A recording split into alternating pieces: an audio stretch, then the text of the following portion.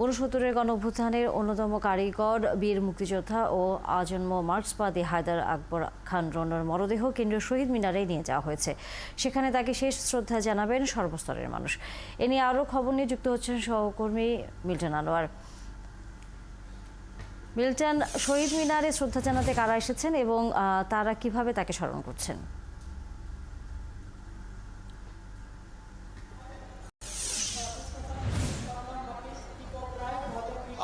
তানিয়া, এরই মধ্যে শহীদ মিনারে যেমনটি বলছিলেন যে সর্বস্তরের মানুষ যারা বাংলাদেশের গণতান্ত্রিক আন্দোলন, বাংলাদেশের মুক্তিযুদ্ধ যে আন্দোলন এবং মানুষের অধিকারের যে আন্দোলন, সেই অধিকার আন্দোলনে যারা লড়াই করেছেন হায়দার খান রণর সঙ্গে বা যারা এই লড়াইয়ের সঙ্গে নানাভাবে যুক্ত আছেন, তারা প্রায় সকলেই তাদের প্রায় সকলেই এই আন্দোলন এই বর্ষিয়ান নেতার প্রতি শ্রদ্ধা জানিয়েছেন। এবং আপনি জানেন যে হায়দার আকবর খান রণ তিনি বাংলাদেশের মুক্তিযুদ্ধের অন্যতম সংগঠক, তিনি একাধারে শ্রমিক আন্দোলনের নেতা এবং আজন্ম তিনি মানুষের যে রাজনীতি সে রাজনীতির সঙ্গে করে এসেছেন এবং ফলে সকলের বাংলাদেশের সমস্ত রাজনৈতিক দলের নেতৃবৃন্দ কিন্তু এর মধ্যে তার প্রতি শ্রদ্ধা জানিয়েছেন।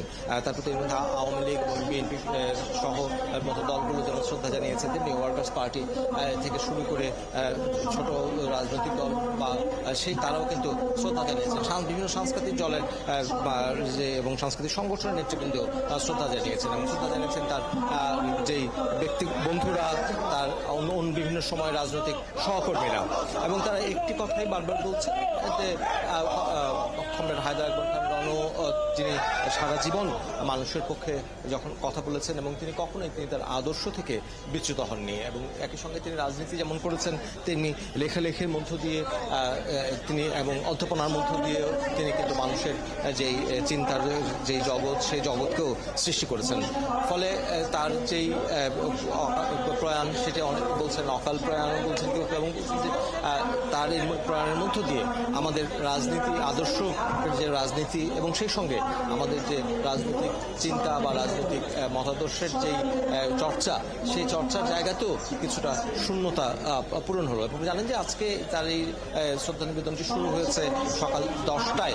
তিনি যে রাজনৈতিক দল অর্থাৎ বাংলাদেশের কমিউনিস্ট পার্টি, সেই পার্টির তিনি উপদেষ্টা ছিলেন, সেই কমিউনিস্ট পার্টির কার্যালয়ে তার মরদেহ নিয়ে যাওয়া হয়েছিল এবং সেখানে তার দলের পক্ষ থেকে প্রথমে শ্রদ্ধা নিবেদন করা হয়।